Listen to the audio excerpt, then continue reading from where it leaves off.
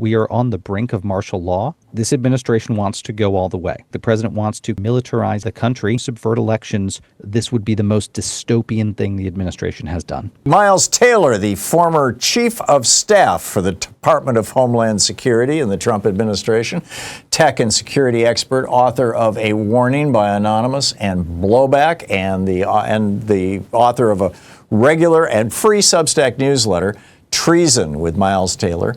It's at www.treason.io, and I discovered today if you don't put the www in there, you get a security warning that won't let you go through to the website. So, Miles, you might want to check with your host, your web posting host, and do something about that. But that is a good flag, Tom. I am on it. Yeah, that's a good one. Apparently, your security certificate is only in the www folder. So, anyhow, and Miles Taylor over on Blue Sky and all that kind of stuff. Miles, great to have you back with us. Before we dig into stuff, refresh for people who are not familiar with you and the work that you have done in our federal government. Can you give us, a 1 or 2 minute thumbnail of exactly, where you came from and what you've seen? Yeah, sure. Look, I spent most of my career in the national security community. I went into government after 9/11, really to help prevent a day like that from happening again. And that took me into the Pentagon and the White House under the Bush administration, onto Capitol Hill. And I was in the first Trump administration, ultimately became Trump's chief of staff at the Department of Homeland Security, and was very frustrated, to say the least, about what I saw, and quite frankly appalled by how the president conducted himself. Now, we all knew who Donald Trump was when he got elected, but I went into that administration because it felt really important for people who understood national security to try to keep some stability and continuity in those important agencies of the government. But with regularity, I saw that the president's inclinations were toward illegality and not doing the right thing. And the point at which we were not able to stop him from doing illegal things was the point at which I resigned from the administration. I had written an anonymous opinion piece about how unstable it was inside the Trump administration, and then came forward publicly, Tom, before the 2020 election to try to persuade my fellow Americans, especially fellow conservatives, not to reelect an obvious autocrat to the presidency. And they came after you as a result of that. Well, they did. On exactly 6 months ago to the day this year, the president issued an executive order, and as he signed it in the Oval Office, directing an investigation into me, he declared me guilty in his eyes of treason, the highest crime envisioned in the United States Constitution, a crime punishable by death.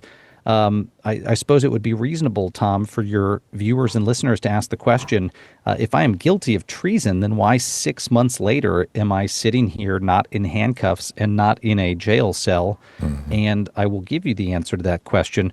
It's because I, of course, didn't commit treason to the United States. And Donald Trump's investigators, while I'm sure they are trying to find something to charge me with, as they have with James Comey, as it sounds like they will next week with John Bolton, cannot possibly justify the high bar the president of the United States has set that I have, in criticizing him, committed treason against the United States. And so since that time, I mean, my family has been grappling with the fallout, but we've made the decision not to stop speaking out, not to retreat, even though there are defense lawyers and friends and family members who think in the wake of something like that, it would be better to just step back and hope it blows over. We've taken the position that if we do that, it makes it easier for the president to come after other people. So I have resolved to put aside any business interests and other things that I was trying to pursue away from the public eye while growing my family. And I'm committing myself every single day for the next 3 years to shining a light on the president's abuses of power. Yeah, this is why I went to www.treason.io and upgraded my subscription to a paid one just to support you. I encourage other people to do that. These are very dangerous times, and people like yourself who speak out are deserving of our support at the very least.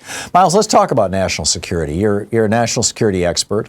You understand the risks and threats to this nation in ways that probably most people are just wildly unaware of.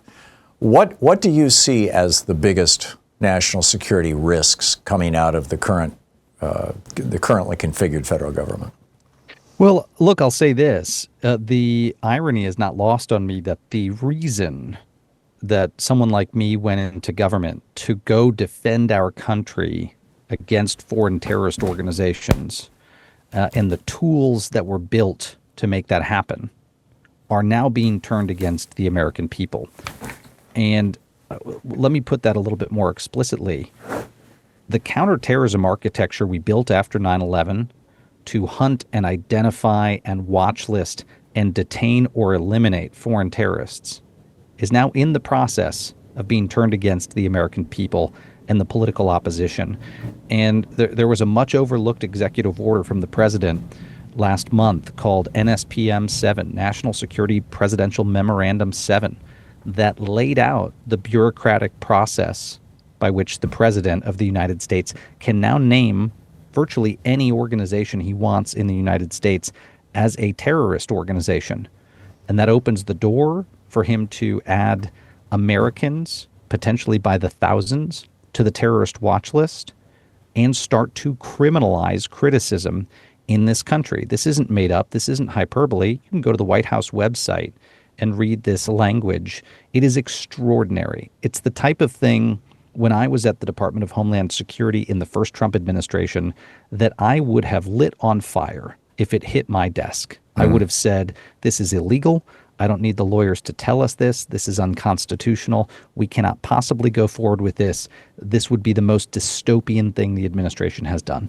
It says And yet, if you're an anti-capitalist, which could be described as what, a union member, a union leader, somebody who calls themselves a democratic socialist, or a Democrat, that if you're anti-capitalist, that's one of the indicators of potential for terrorist activities, and therefore the 200 or so joint terrorism task forces around the United States, which I understand are kind of a fusion of FBI and local police, but that's going to be my question to you in just a second, that they can begin investigating you right now. So I come out and, our daily song today is we're all socialists, and so they say, oh, Hartmann's an anti-capitalist. What can they do to me once they have identified me as anti-capitalist under this national security memorandum? And how do these these joint terrorism task forces work? Well, let's use you as an example, Tom, because this is not an exaggeration.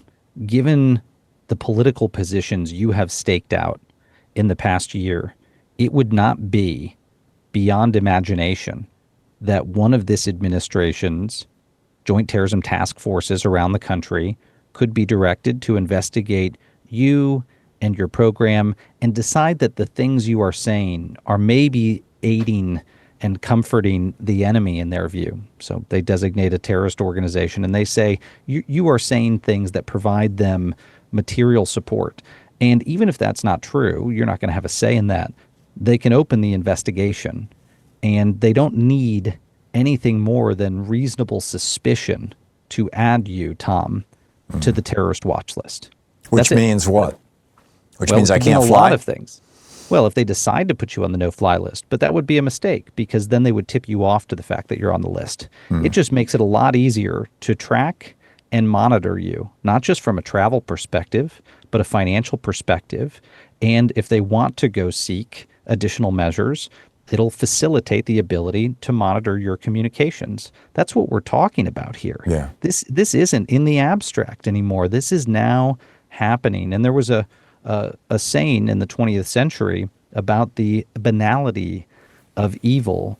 People imagine evil is a jackboot kicking down their front door and their neighbors being pulled out by the collars and put on trains and sent to gulags. That's not what it looks like at first. It's very, very bureaucratic. You have to get these people and systems and processes in place. And that is what is happening. You are seeing this administration do exactly that. And, it is, I think, the gravest threat to First Amendment rights that we have seen in this country, if not in the modern era alone, perhaps in the 249-year history of the whole republic. Yeah, we're talking with Miles Taylor. www.treason.io is his website, his Substack newsletter. It's free. You need to check it out. The former chief of staff for the Department of Homeland Security. Miles, I just have a minute and a half or so left before we hit a hard break. How do you see this playing out, and what can we all do about it? Well, look, the honest answer here is this administration wants to go all the way. The closest thing there is to martial law in this country is the declaration by the president of the Insurrection Act. You just saw the governor of the largest state in the union this week say we are on the brink of martial law. Whether you love or hate Gavin Newsom, take that seriously. If an American governor is saying that, I think the president wants to consolidate his power by invoking the act, by militarizing the country, and attempting to subvert elections to remain in power. It doesn't get more serious than that. And Tom, the response is mass mobilization. People need to be taken to the streets. I know some people who are listening may say, I don't like protesting. I don't want to go out to protest. Well, I don't like protesting either. But you've got to show up. And on October 18th, we're going to see one of the biggest popular movements in this country take to the streets to oppose Donald Trump. And I would urge people on No King's Day to be out there on the 18th. That's where this starts. Yeah. 30 seconds here. Miles, you've described yourself as a conservative Republican. How does that conflict with what Trump is doing right now? Well, look, I could put it very simply. The Republican Party was founded on three ideals: free minds, free markets, and free people. A reverence for free speech, a reverence for free market capitalism, and a reverence for human freedom and competitive multi-party democracy. Every single one of those pillars, Donald Trump has not just run away from them, he has strapped plastic explosives to the bases of those pillars and detonated them in full view of the American people and his party. Yeah. And his party is indifferent. Yeah, my Republican dad, were he still alive, would be outraged.